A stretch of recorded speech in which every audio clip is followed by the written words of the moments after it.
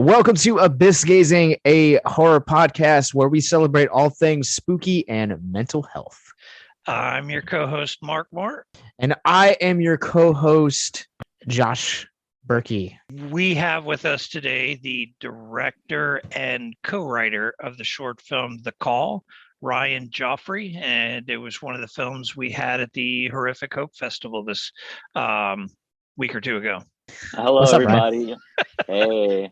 Ta-da! Thanks for having me. Thanks for having me, Josh and Mark. I really appreciate it. It's going to be a good time.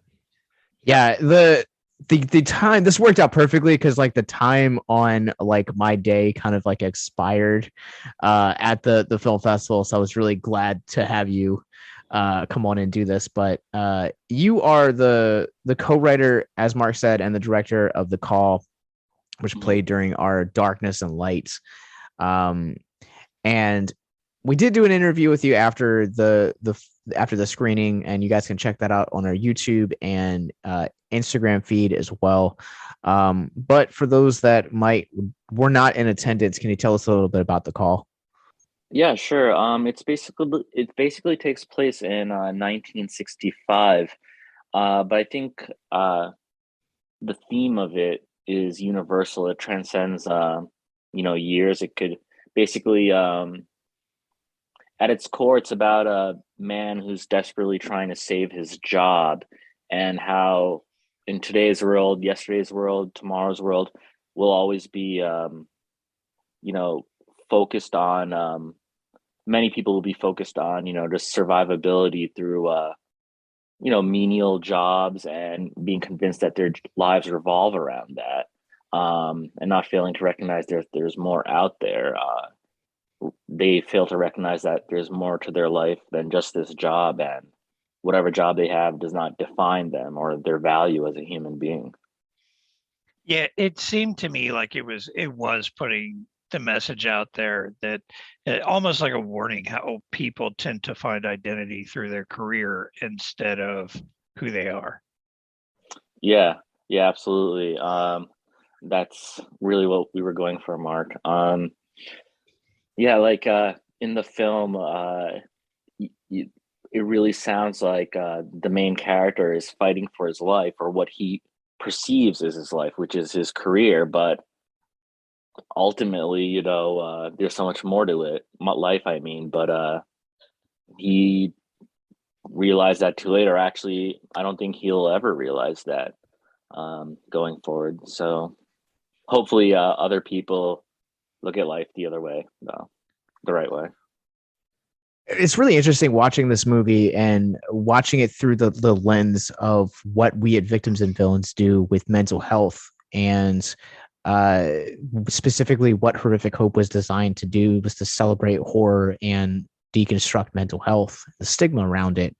And I can't tell you how many times I've had conversations with people. When you meet someone for the first time, it's always tell me a little bit about yourself, and you kind of want to get to know that person, and they always inevitably end up telling you what they do for a living, and their identity and their job is interchangeable.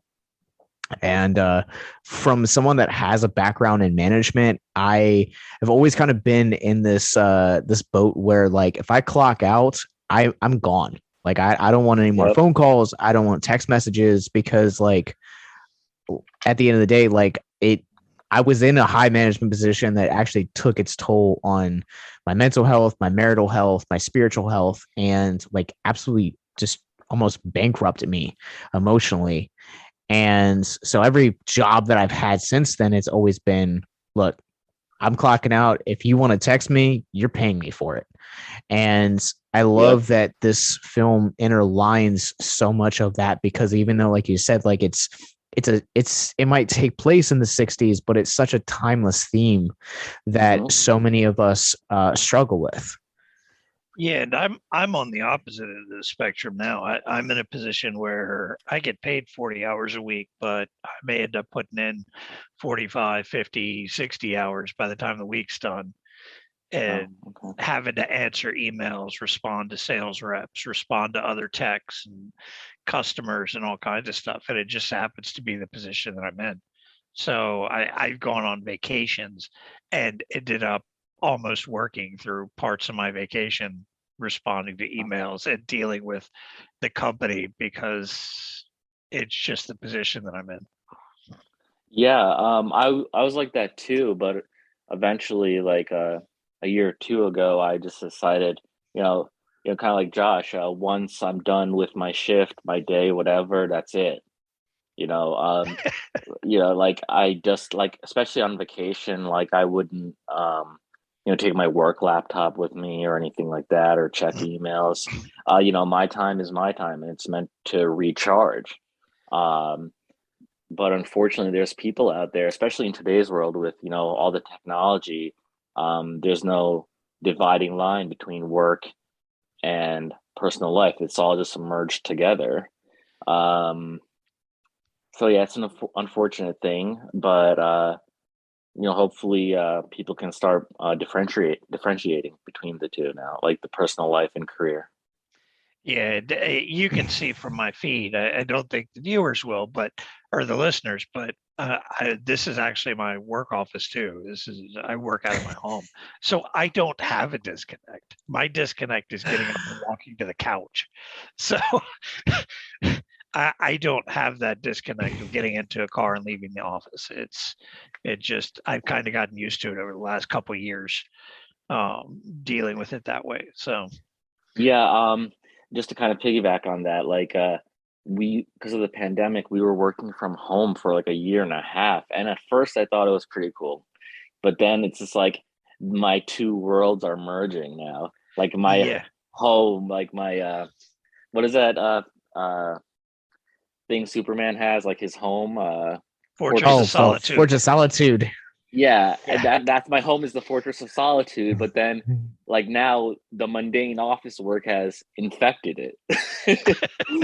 so like so I was glad to go back into the office and just kind of get the reality going again.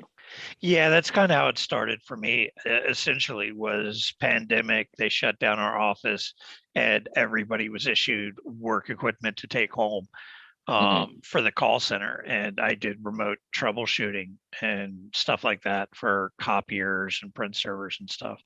And then we went back to the office. I still worked from home for medical reasons, basically, and switched jobs, and it turned into 100% working from home. The office that's in my area is like 10 minutes away, and I think I've been in there four, maybe five times since December. Wow. Yeah, Mm. I'm at home. So I hear my computer ding when work emails come in, and I pick up my phone and look at it. And let me answer the sales rep, and let me answer this customer. But do you ever feel like there was like a there do you ever wish there was a dividing line though from your job and your home? Like kind of like when you're like you've had a rough day, like do you feel like ever you could just ignore a text message from a coworker, like after 5 p.m. or something like that? Or are you the type of guy who wants to engage even Uh, after work hours? For me, at first, it was like, I'm home, it's after 5, leave me alone. But I've kind of grown accustomed to it. And over about the last 4 or 5 years, I've kind of moved up fairly quickly. And part of that, I think, has to do with the fact that if I get a sales rep emailing me and I respond quickly, I get a customer emailing me, I respond quickly. Field techs email me with issues and I respond quickly, whether I'm on the clock or not. I mean, it's probably not the healthiest way to do it, um, because I'm working when I'm not supposed to be. But at the same time, it doesn't really bother me to take 5 minutes to type out an email on my phone real quick and go back to watching a movie. So I'm used to it. I've adjusted to it, and I get to hang out with my dog all day now. So I'm good with that. See, the Mm. thing for me is like my career Mm-mm. is kind of like based in mental health treatment. Like I'm a counselor Yeah. also, and I'm a I'm a clinician on a crisis team nearby to where I live, and we go into like intense situations with people in various crises, and that's why I just kind of, once I leave that office, that's it. Like I just like, because like you're absorbing a lot of Yeah. people's Oh yeah. emotions and the stuff you see, and like like I don't even want to look at like a DSM-5, or I don't know if you guys know what that is. It's like the diagnosis manual. Okay. I've heard of it. Yeah, It, yeah. now, see, in my case, I have to deal with installs that may have $500,000 deal hinging on it going properly. Oh wow. So, Okay. where you have to deal with like mental health and patients and their stability, I'm having to deal with people signing contracts, long-term Yeah. leases, and large money amounts hinge on me doing my job properly. So that's kind of why if I get an email from somebody at like 5, 6 o'clock in the evening, I'll pick up and answer, because it might be the difference between keeping a contract or making a sale for somebody. Mm-hmm. Well, Yeah. all right. Like the worlds, you guys are vastly different in careers. Whereas like Mark is like, oh, 5 minutes. It's the equivalent to a text message. Ryan, essentially, to bring out the dead of Nicolas Cage's 1999. I've never seen that. That is the only movie I have ever walked out in. It's not Really? terrible. It's not terrible. Anyways, I say that because he every act of the movie, his partner, he plays an EMT and his partner essentially changes because of the intensity of the situations. Right. And I think that when you work in like mental health, I mean, I know that like when we're out doing events, like it's something that like I need a massive decompression from, because you Mm-hmm. are dealing with heavy topics, you're talking about heavy themes. Like sometimes after I get done podcasting, like I need to like go out and laugh, so it's an episode of South Park or The Simpsons or King of the Hill, Yeah, just something that you I may have can do. family sitting here waiting on me for Schitt's Creek for when we get done, because that show is fantastic. All It's right, on my well list also. uh so there's a couple of questions I want to ask in regards to the call, kind of bringing it back to your film. Mm. I don't know. I don't remember if I asked this or not when we did the Q&A afterwards, but it's I watched a lot of entries for this year's festival, and I can count on one hand how many of our submissions were actually done in black and white. It's not a very common stylistic choice that is made nowadays, and I'm kind of wondering if you can shed some light on why you chose to make this film in black and white. Well, it's a very raw, dark piece, and I've felt that the having it in color would kind of add like more flavor to the what you see on screen. More, I don't want to say depth, but more maybe give off like somewhat of a vibe of hope. Whereas this world, the small little apartment the man's in, is dark, literally, but also in terms of mood and everything. It's not a pretty sight, his world, and I don't want to have any sort of colors like in the decor pull away from that. We actually, for the set, the cinematographer and I really chose carefully what colors not would go well in black and white. We shot on 16 millimeter black and white film actually, so we had to be we had to be very careful with that. There's not so much you can do in post if you're shooting on film, so you have to be really careful on set. So to take it back to your question, I just felt that black and white, those stark contrasts, are really speak to the man's mentality and his deteriorating world. I really love that that the rawness you talk about. There's a quote from Damon Lindelof's Watchmen where he talks about the contrast of those that see the world in color and all the prettiness and it's always happy, and then you have people that see the world in black and white. You see it for what it really is. And I think sometimes, especially when you're dealing with mental health crises as your protagonist is, that's how you see the world. You see it as black and white. You see it for every good thing and every bad thing that it pours out into. Yeah, it's kind of like symbolic maybe of it's a good way of looking at it, like black and white. Like white, he saves his job, which means he saves his wife from his point of view, or black, like he loses his job, and thus his world. So maybe that's kind of interesting way to look at it too, if that's what you meant. Yeah. All right. So this movie is screened at Horrific Hope. It was such an honor to bring this to our first year as a festival. And where else? Where's kind of like your next few film festivals for this?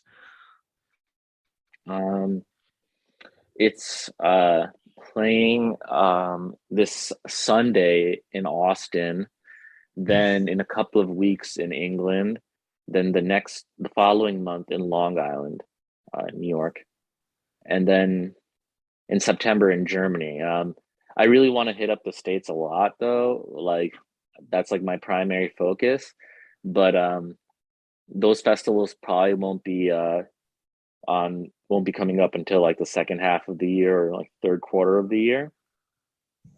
So yeah, I really want to aim for the United States a lot, and get a lot of screenings in there, and like make connections. And plus, if when it's in this country, it's more feasible for me to travel to and attend the festivals, whereas Germany may not be feasible. Hopefully it is, but it's probably unlikely. Yeah. That's so you guys make sure you guys if you guys are planning on attending any festivals in those cities, make sure you guys check out the movie. Is called The Call, and say hi to Ryan. He's a great conversationalist. We had a really long conversation about Zack Snyder the first time we met, so yes.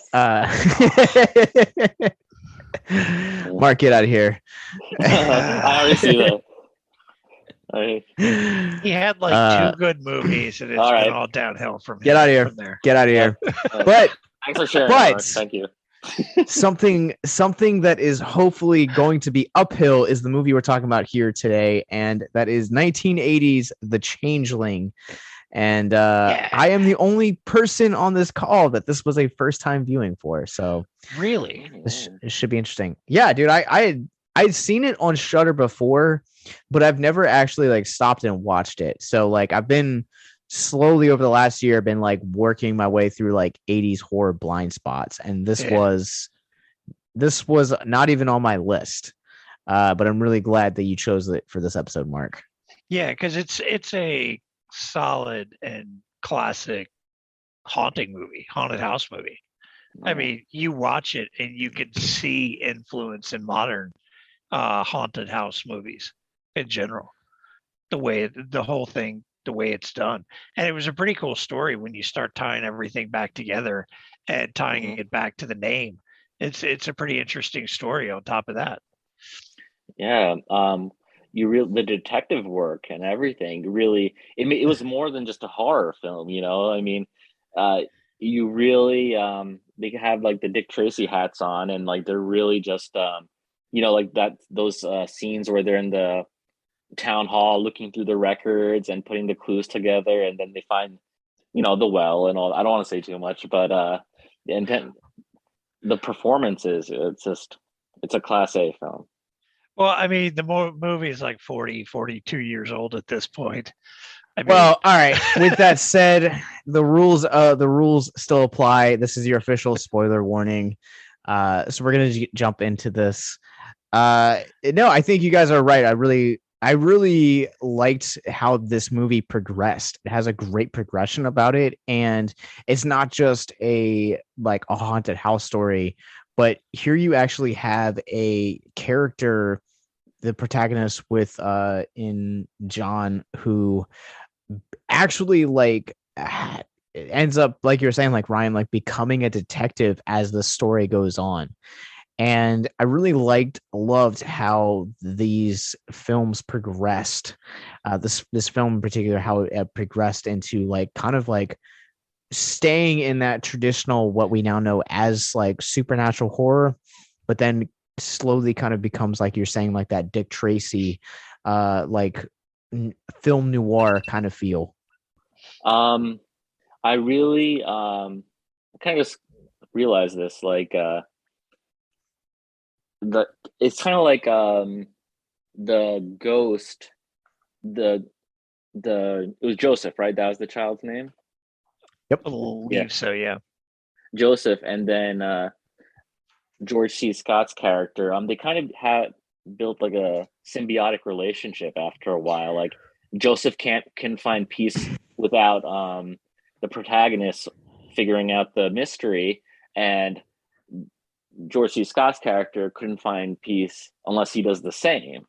Like they both shared a common goal. They weren't like at first it seemed like they were adversaries almost, but then it was kind of like a subtle partnership in a way. They both needed each other in a way.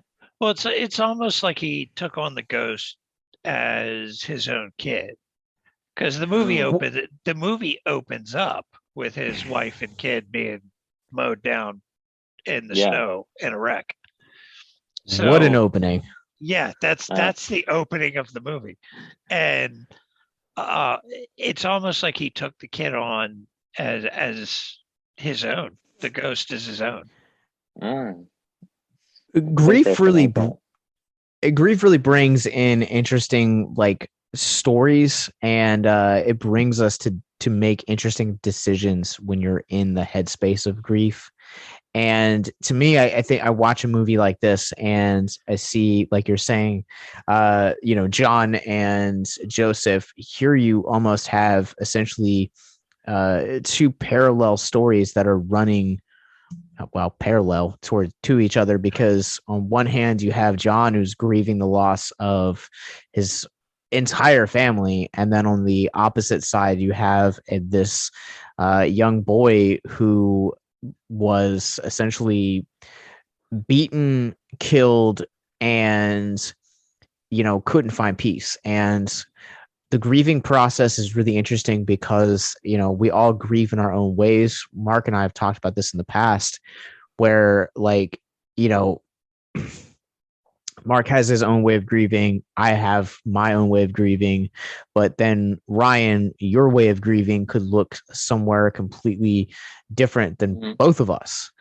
And, grief is one of the very rare things that when you talk about mental health is very subjective in a very interesting way, because, it could take you to some truly dark places, but it can also really bring you to some really enlightening places as well. So, with all that in mind, do you think that George C. Scott's character did all the detective work and investigating and exploring to make up for feeling like he could have done more to try to save his wife and kid? I do. I will say that I think he does. I think that, it's what he's experiencing is survivor's guilt. And I've talked about this on, podcasts in the past, but like when I was 17, I lost a friend to suicide. And every day that passed, I just constantly felt like I could have done something or said something differently. And so, I had to find something that would bring me peace.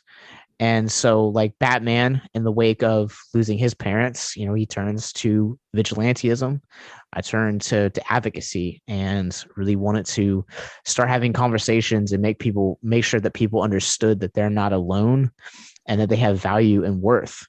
Because survivor's guilt is one of the hardest things to overcome, because you have to basically convince yourself that there's nothing that you could have said or done that would have made, the outcome differently.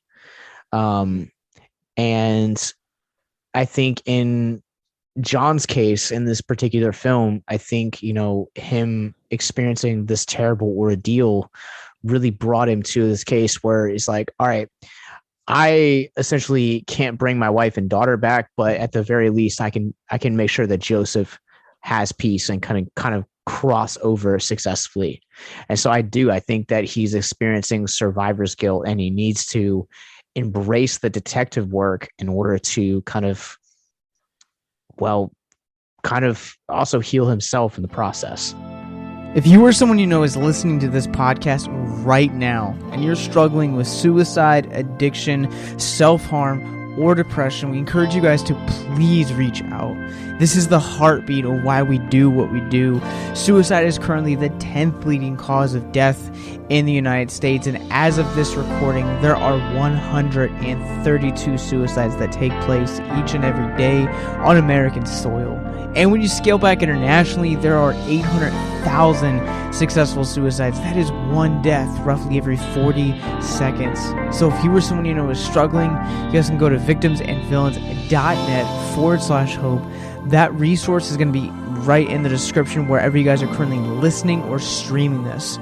There you'll find resources that include the National Suicide Lifeline, which is 1-800-273-8255.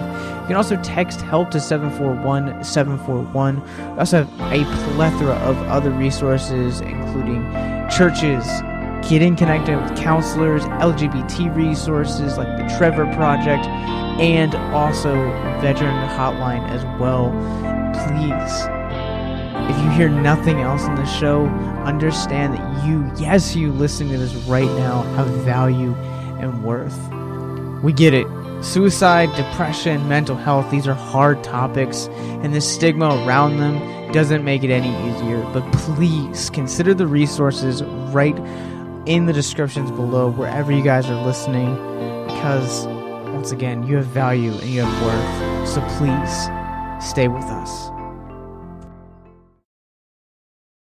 That was well said. Kind of like a sort of therapy for him also. And yeah, maybe at the beginning of the movie, you know, during that car accident sequence, who knows? Like maybe the backstory is like he forgot to fill up the tank of gas or something, or he didn't inflate the tires properly. You know, like maybe it's on him on somehow, and it was shown to the audience. But then when he sees the the aftermath of the accident, that's when he realizes that, yeah, he has survivor's guilt, like you guys said, and now here's another opportunity for him to maybe not save another child, but at least bring peace to him. Yeah. I didn't even consider the fact of like, not inflating the tires properly, or even filling up the gas tank, or, there's a number of different things that like, oh, maybe he needed to get the oil changed and forgot about it, or, spark plugs blew out, or battery died, or, he could have done something to prevent it. But, that's something that's very real, that, you talk about, that, people feel every day. Yeah, because I don't think they ever go back and say what actually happened to the car, why it broke down. I mean, interesting. It could just be the simple fact that he was looking at the phone, and if he had been turned around while he was talking on the payphone, he would have seen the truck coming to begin with and could have yelled out the door, "Get out the way." So it could have just been something that simple, but it could have also been something he forgot to do with the car before they went on their trip too. Yeah. Who knows? Is it based on a book? Does anyone know? Or I didn't look that up, but I can. Let's see. If I could spell. It does not look like it is based on a book. Oh, yeah. Yeah, no, it doesn't look like it. I like how they did so much in the movie with so little in the way of effects. It was mainly built through building like an atmosphere and sound effects. There was very actual little physical effects in the movie. And being that it's 1980, you're not going to get any computer effects. That I don't think that started till was it Tron started having the first real CGI. But Tron was also released 1980. Oh, it was. It was. But also at the same time, like CGI didn't come into horror until like the late 80s, early 90s. Yeah. But also like when you're talking about like supernatural horror in the way of the Changeling, like you need to understand, like you have to earn your haunt. And I think that we're in a place now as movie going audiences where you've seen like The Conjuring or Annabelle or, Sinister or any number of the modern day haunted house spook movies and spooky movies. And I think that we boggle it down with CGI and jump scares, and we try and overcomplicate it. And when you look at something like The Changeling, the reason that it is a landmark film is because it's not. It also goes back to what you're saying, Mark, but also at the same time, you have to earn your haunt. You can't just give the audience the haunt. Like there has to be a build up for it. Well, to be fair, the original Conjuring was almost completely practical effects. The first one. Really? Yes. Yeah. It was almost completely practical effects. It's part of how they kept the budget down. It was like a ridiculously small budget for a major Hollywood release. It's part of why it was so successful. It made a ridiculous amount of money on top of having such a low budget. But I'm a huge fan of practical effects. I think The Changeling, like even in today's world, such a story would not require any CGI. But people are so used to CGI, they would add it to anyway. But this film is just a perfect example of how you don't need like a computer chip for everything. Like the sequence with the wheelchair and like the staircase on fire, or just like the ball going down the steps. That's like scary stuff, and no After Effects or whatever needed. You just and I believe the ball. 1980 was also the year of The Thing. It was Was it 84? Yeah, I love that. I keep thinking it was 80 for some reason, but still, it's another example of practical effects and what can be done. Aliens, yeah. Did you ever see the making of with the alien queen? They actually had like a 20-foot thing, and it was like 4 people in it or something. Yeah, and it's just like that. That's why it looks better, in my opinion, than today's stuff, because it's an actual, not entity, but it's like exists in the physical world. It's something they can actually interact with instead of acting like they're interacting with it. Yeah, it's not like a green ball in front of you or something. It's like like you said, it's a natural thing in the environment. Yeah, the iconography of this movie with the ball and the wheelchair is really, really creepy. Like I love how like also too, like they're not just like, oh, this is creepy just for creepy's sake, like to show up what we can do practically, but those elements are actually like woven into the narrative. That like I said at the beginning of this podcast, like I've seen this on Shudder for the 2 years I've been subscribed to Shudder, and the only thing I knew about it was the wheelchair. And like I just love how like iconic that is, but also at the same time, like it's really creepy. And you also have the when you talk about creepy too, the music box when John's like walking up through the like that attic room, and he finds the music is the music box is the same exact score that like he had been like composing. Like I like that. It's so creepy, but yeah, like that it was so well placed. Yeah, it's all like extra or tacked on. It's like genuine to the narrative. It feels natural. It's just not thrills and chills, cheapo stuff. Yeah, it's just, I mean, it's just another example of a classic movie that holds up well in its genre, and that even serves as a foundation for its specific genre. Yeah, it's one of the I don't know if classics for a reason. I don't know if you guys have ever heard this story, but there's this story that from years ago, this guy was on a plane and he was reading The Exorcist, and he like got off the plane and turned to the guy next to him who was like his business partner or something like that. It basically said, this is like the most evil book I've ever read, and basically chucked it into a river in DC. Business partner went and bought the same exact copy of The Exorcist, got it wet, and then dried it, and then placed it in his business partner's suitcase. And the scene with the ball, that's what they reminded me of. So like when the ball came back, I was like, oh, Exorcist. That's like dick level expert. It's Wait, so what happened to the guy when he saw the Oh man, he freaked out, dude. Like, I'm pretty sure he tried to burn the book, if I remember correctly, and I'm probably butchering the end of this, because like the punchline is like he discovers the book, but I actually don't know what happens to him after he discovers the book. So maybe that's like something that Reddit needs to tell us. Yeah. Then that could get weird. If you let Reddit do it, you may end up with people in fuzzy costumes.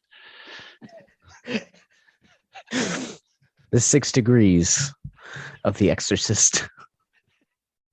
I mean, so back to my thing with horror movies is I love supernatural horror, haunted houses, exorcisms, and this is one of the ones I saw because I knew the name.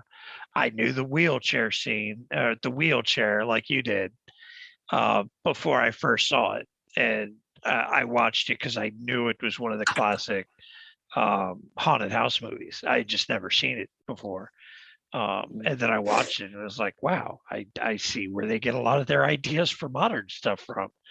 I mean, it's all right there in that movie. Mm-hmm. Even what was it, Haunting at Hill House? Granted, it's based on a book, but at the same time, a lot of the stuff that they did in it was like straight out of this. It's like the blueprint for haunted house movies almost. Yeah. So I take it, I'm assuming that you like the Amityville? The original one was excellent. Yeah. I don't have my Amityville shirt on at the moment, but I do have one. The sequels progressive. Yes, the sequels got progressively cheesier. Yep. The take that they did with Ryan Reynolds and Chloe Grace Moretz was decent, but I mean, it's a remake. Yeah? Okay. So then again, I am also a Ryan Reynolds fan, so that kind of plays into liking that too. Yeah. Sorry, gosh. I was just going to say, fun fact about the Amityville series, out of every series, it actually has the most sequels to any horror movie franchise in existence. What? Really? I think they're up to like 17 or 18 sequels now. I know there's been like remakes and all kinds of stuff, but yeah. I do know one of the things with the Amityville horror is it's supposedly based on real life events, that it's the first movie based on an investigation from the Warrens. And the Warrens and the people that claimed the house was haunted, I believe both ended up getting sued by the next owners for saying the house was haunted because people were just trespassing all over their property constantly. Yep. And it's part of why the signature windows are no longer on it. They had the windows taken out and just plain windows put in because they were tired of people being able to identify the house that easily. Dang. Well, I mean, that's like the coolness of it. You know, that's what made I would have kept it. Crap Yeah, on of it. course. I would just set up a donation box at the front gate and be like, look, you can come take pictures, but don't look in the windows at night. I mean, Yeah. at least help Yeah. pay for lawn maintenance. I mean, come on. Yeah, well, I mean, those are classic windows. I know. If you're going to buy a house like that, you should understand it's going to come with visitors. Yeah. That sucks. Those are now that house is just like 1 in a million. They're not 1 in a million, just like the rest of the. There's nothing special about it. That's what I'm trying to say. Yeah, unless you know the address and the story behind the address, it doesn't stand out anymore. Right. Well, I mean, yeah, like not everyone's gonna be as cool as the couple that ended up buying the Myers house.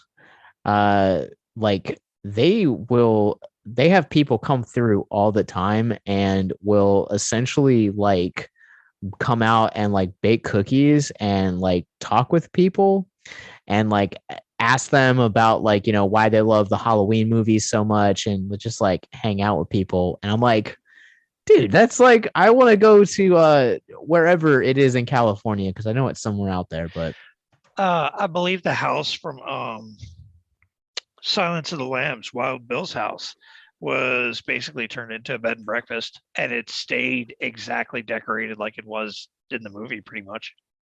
I told you that because I You met did? the guy at a con. Yeah. Okay.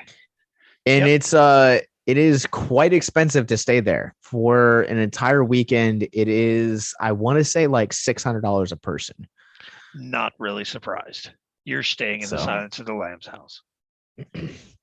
Yeah, that house is cool because the guy that bought it essentially like that was his pandemic project. He worked I think he said like 16 hours a day, 7 days a week to and it might even been more than that to basically renovate the house to be exactly as it is in the movie.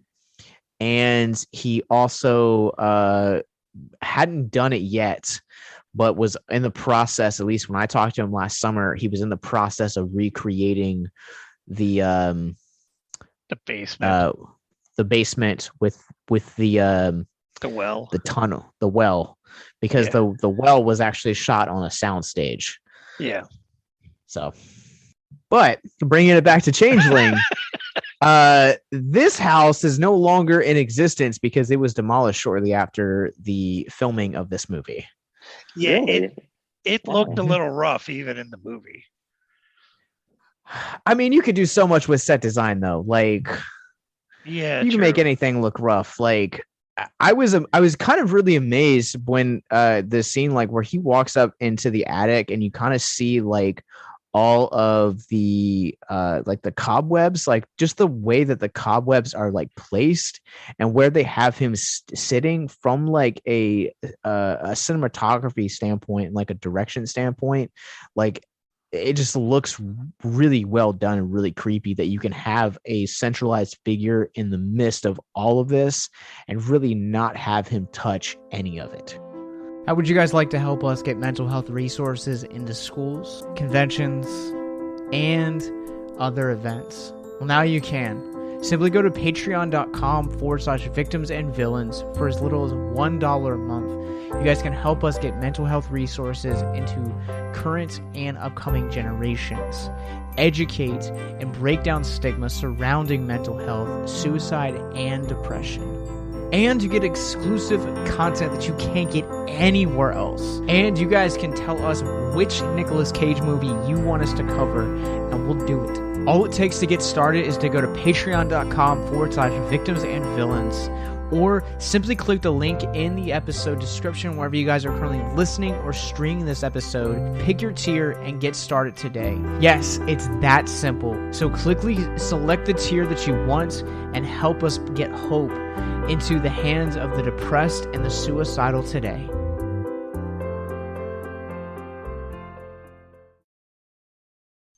And in those kind of houses, like they had, that was supposed to be, it would not have been hard at all to have a room that you didn't even know was there. No. Oh yeah. because those older buildings, those older houses and buildings, that architecture isn't really used anymore. So those little rooms are easy to hide. That's awesome. I would imagine you living in New York City, like that, at least the buildings that like I've visited and like stayed in when I was in New York City, they're like older buildings. So like, like I actually 40s live in below. I live So about an hour north of Manhattan. okay. So we actually have some so houses up here, that nice. are old. Yeah. Do you guys have like the secret, like, speakeasy rooms? Actually in my house there's a couple of closets that nobody would ever even know existed. Yeah. Oh wow. That's Yeah. awesome. Yeah. Like people just walk by it and then like they don't even realize what it is. Like, all right. Like, don't make me mad. I can make you disappear and no one would find you. I mean, this house was built in the late 80s, but there's like a whole lot of older houses around here and they have similar stuff, like even more hidden rooms than the one in the house I'm living in right now. So That would be awesome. Yeah, I would love to have like a man cave that you could just like kind of like hide away from everyone. It's just we bring it back to like sanctuaries within your home, and you just be like, oh yeah, like this is my room, like no one would ever know. Soundproof it and turn it into a home theater. Yeah. Yes. Dope. 100%. 100%. Heck yeah.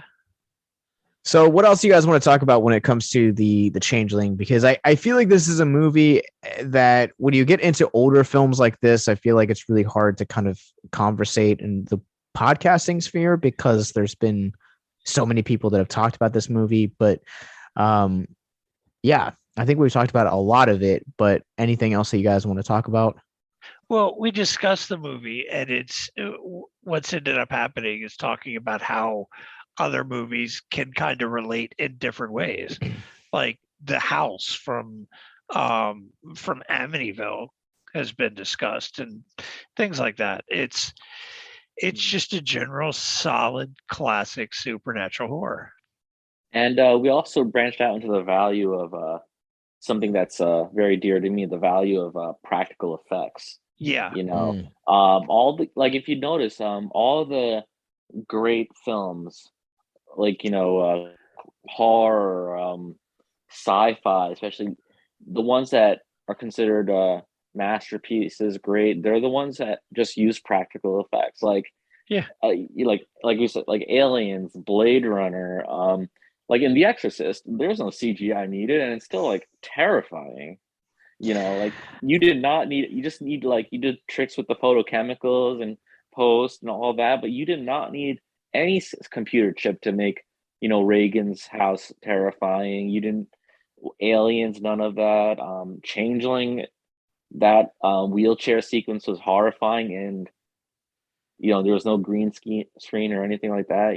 So I'm glad we touched upon that, the value of practical effects, and I really hope filmmakers, indie and mainstream, I hope they kind of realize, like, hey, I can make an amazing sequence and I don't need to depend on a computer chip. I just need the right team with me, talented special effects group, and we can make it with our bare hands, literally. Yeah, and that's where people like Stan Winston came in, doing creature design and special effects. Legend. And what's his name? I'm having a brain fart. The guy that was in Baker. He was in From Dusk Till Dawn, but also did a lot of the makeup. Oh, Tom Savini. Yes. Yeah. He was in and they're legends for a reason, because what they did influenced things to come. And I don't think you really have anybody of that quality these days. When they go, I don't think you're going to be able to have that anymore, or at least not to the quality that they could do. Like, I think great. Sorry, Josh. I think one Go ahead.